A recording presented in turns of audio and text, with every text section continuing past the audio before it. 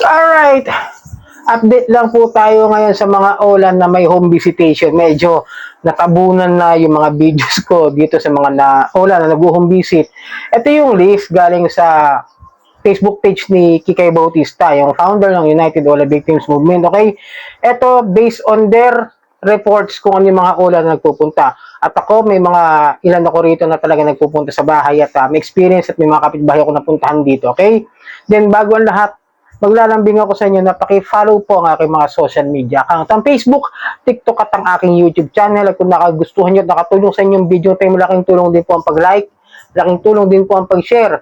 At para updated po kayo sa mga videos natin about sa usapang online lending, pakihit lang po yung notification bell, okay? Then disclaimer, hindi po ako nanghihikayat na mangutang kayo dito sa mga online lending apps.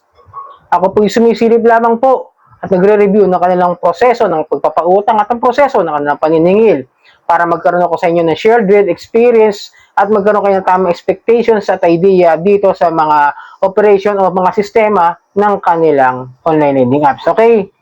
Ito, ayon kay Kikay Bautista, at ulitin ko yung base lang ito sa mga report ng kanyang mga member sa kanyang United OLA Victims Community Movement. Okay? Ito, sabi niya, Digido, Cashmart, Icom, Cash Express, Bilis, Juanahan, and then Una Cash. Okay? Yun ang ano niya. Siyempre si Home Credit, legit talaga nagpupunta sa bahay yan. Pero yung mga ito, base lamang. Kumbaga parang may mangilan-ngilan, may mga naka-experience sa pinuntahan nitong mga OLA na ito sa bahay nila. Then, dadagdagan ko yan ha.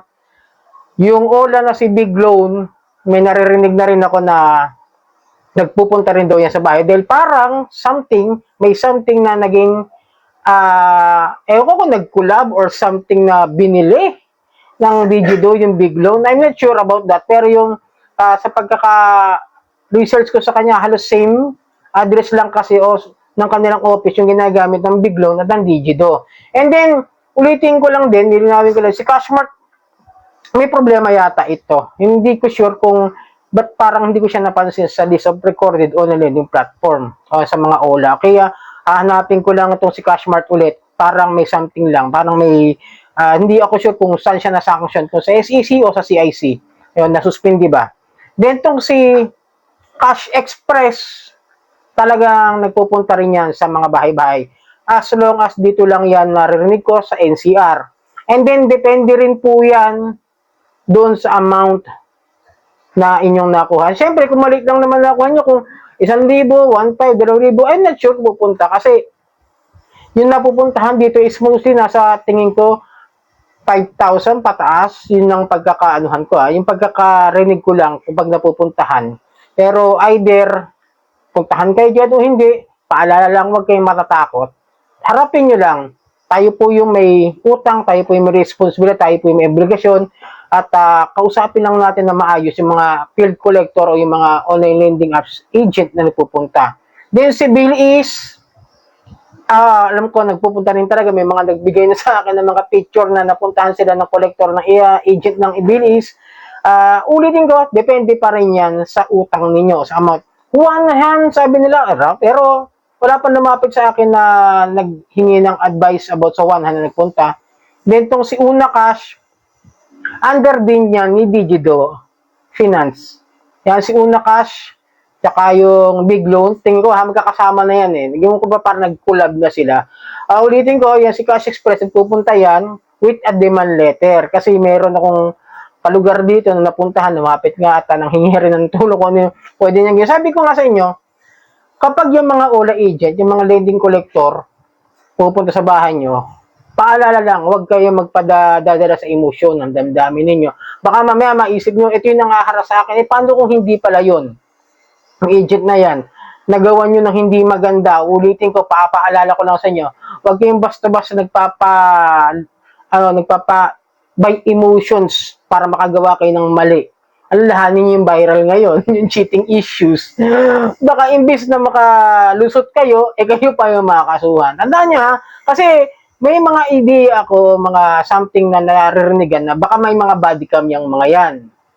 Siyempre, Karapatan rin nila na magkaroon sila ng protection para kung sakasakali magka-problema, meron silang protection na video just in case na may mangyaring hindi maganda.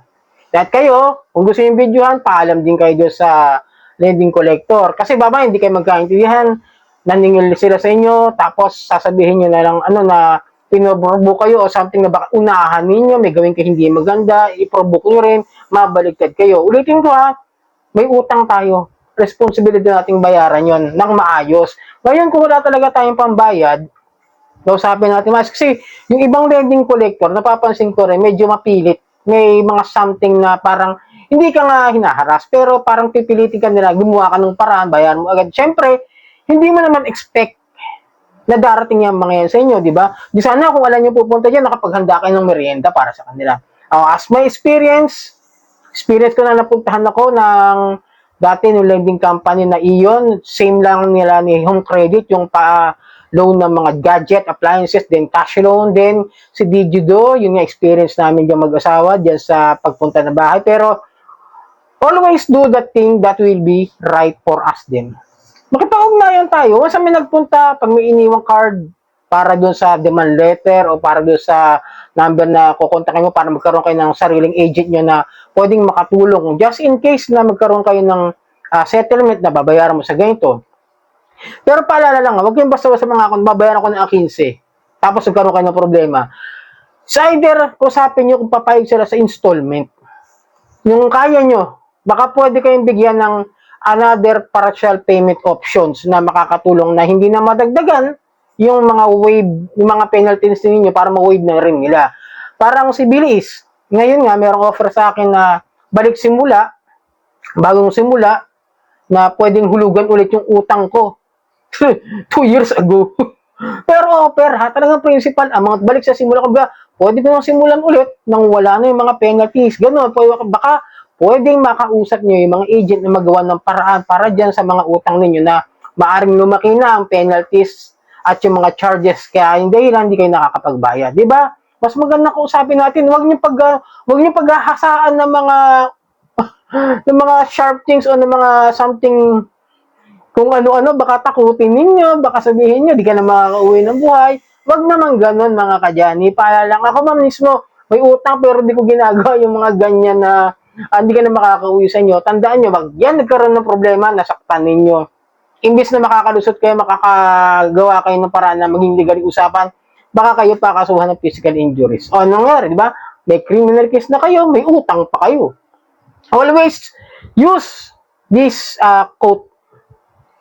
When emotions are high, the intelligence is low. Okay? The intelligence are low.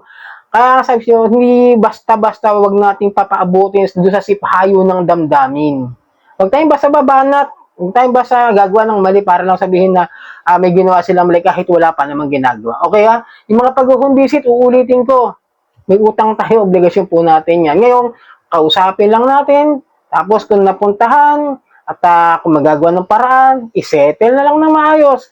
May karapatan din po silang maningil sa ating mga utang. Kung ang batas nga ay walang nakukulong sa utang, sa pamamaraan ng paniningil, waring batas na bawal silang pumunta para maningil ng utang sa atin. Okay, so sana nakatulong ang video ito. Muli, maglalambing ako sa inyo na pakipalo po ang aking mga social media account ng Facebook, TikTok at ang aking YouTube. Maraming pong salamat sa uulitin.